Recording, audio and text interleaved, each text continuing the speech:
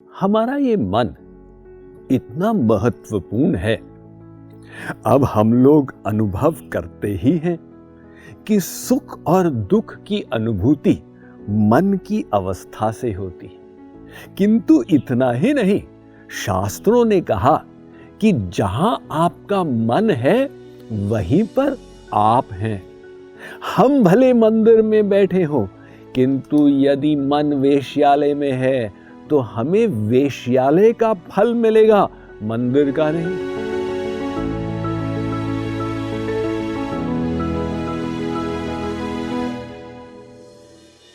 शास्त्रों में एक कथा है।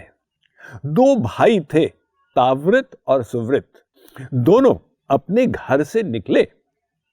मंदिर पहुंचने के लिए वहां भागवत चल रही थी, तो भागवत कथा सुनने के लिए वो जा रहे थे। किंतु 1 घंटे का रास्ता था और बीच में भयंकर वर्षा प्रारंभ हो गई।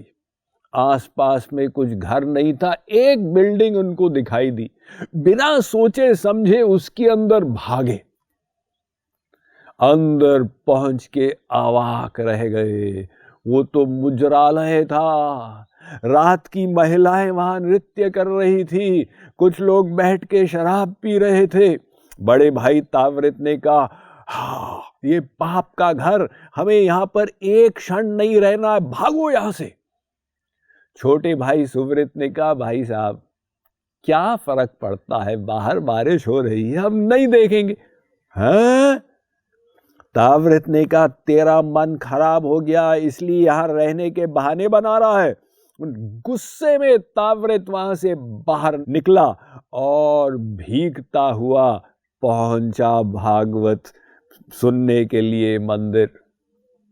किंतु बैठा तो था पंडित जी के सामने और मन से सोचने लगा, क्या ध्रुव प्रहलाद अम्बरीश की कथाएं सुना रहे हैं, कितना बोरिंग विषय है। मेरा भाई वहां मुजरालय में जीवन का आनंद ले रहा होगा। तो बैठा था भागवत में और सोच रहा था वेश्यालय को। दूसरी ओर सुवृत वहां बैठे बैठे पश्चाताप करने लगा, मुझसे कितनी बड़ी गलती हो गई। मेरा शरीर कोई नमक का ढेला तो था नहीं कि पानी से पिघल जाता, अरे थोड़े से भीग ही जाते, किंतु भागवत श्रवण तो कर पाते। तो बैठा था मुजरालय में, ध्यान कर रहा था मंदिर का। जब बारिश बंद हुई, दोनों अपनी अपनी जगह से निकल के दूसरी तरफ आने लगे। बीच में मिले। पुराण कहते हैं उसी समय बिजली गिरी और दोनों का स्पॉट डेथ हो गया। तो यमदूत आए, उन्होंने तावृत के गले में फंदा डाला। तावृत ने कहा, ये क्या कर रहे हो, तुमने गलत नाम पढ़ लिया, अपने व्हाट्सएप को चेक करो, यमराज जी से पूछो, मेरा भाई था जो मुजरालय में था। यमदूतों ने कहा, हम ठीक ठीक संदेश लेके पहुंचे हैं, तावृत को ले जाना है।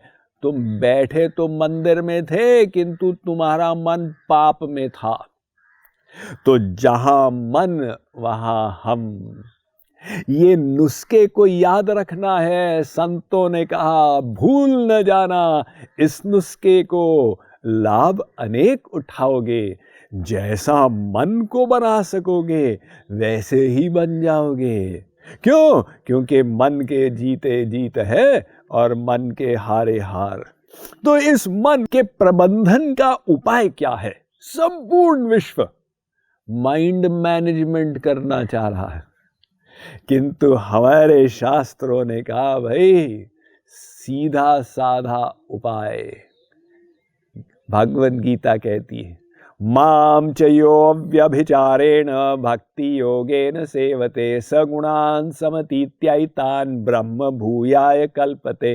अर्जुन, श्री कृष्ण कहते हैं, तेरा मन त्रिगुणात्मक, 3 गुणों से युक्त है, सत्व रजस तमस, क्योंकि 3 गुण माया में और माया से तेरा मन बना, तो 3 गुण तेरे मन में। और अर्जुन, मैं त्रिगुणातीत हूं, दिव्य हूं, अलौकिक हूं। तू यदि अपना मन मुझ में लगाएगा तो सगुणान समतीत्यैतान ब्रह्म भूयाय, तेरा मन भी 3 गुणों से ऊपर उठ के दिव्य हो जाएगा, शुद्ध हो जाएगा। तो मन की शुद्धि का सबसे सशक्त प्रबल उपाय मन को परम पावन भगवान में लगाए।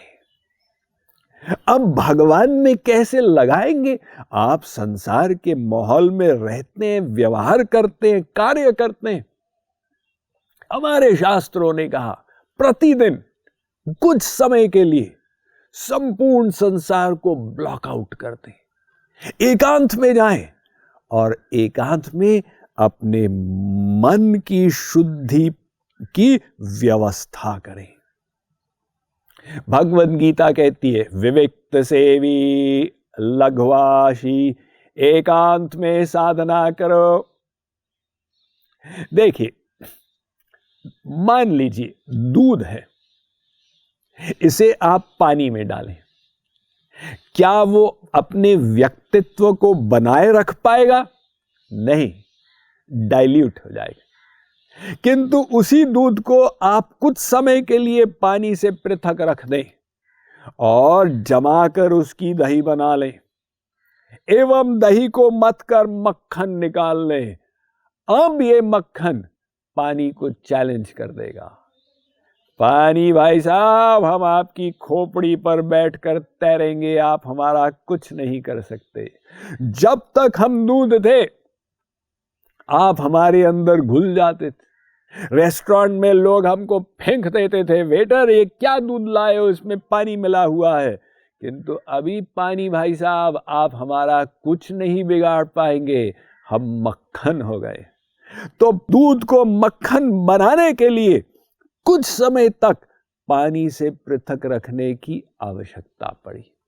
इसी प्रकार से हमारा मन वो दूध के जैसा है और ये संसार पानी के जैसा है। हम जब संसार में रहते हैं मन संसारी हो जाता है, किंतु यदि हम एकांत में घंटा भर संसार को ब्लॉकआउट करके अपने मन को भगवान में जमा लें, उसके बाद जब हम संसारिक क्षेत्र में उतरते हैं तो पाते हैं कि साहब हमारी चेतना तो आकाश में दिव्य क्षेत्र में उड़ रही है। ये क्यों? वो 1 घंटा एकांत साधना करने का इतना बड़ा लाभ। अतः आज की शिक्षा ये है कि प्रतिदिन जैसे व्यक्ति स्वस्थ रहने के लिए व्यायाम करता है, तो ये मानसिक आध्यात्मिक व्यायाम एकांत की साधना।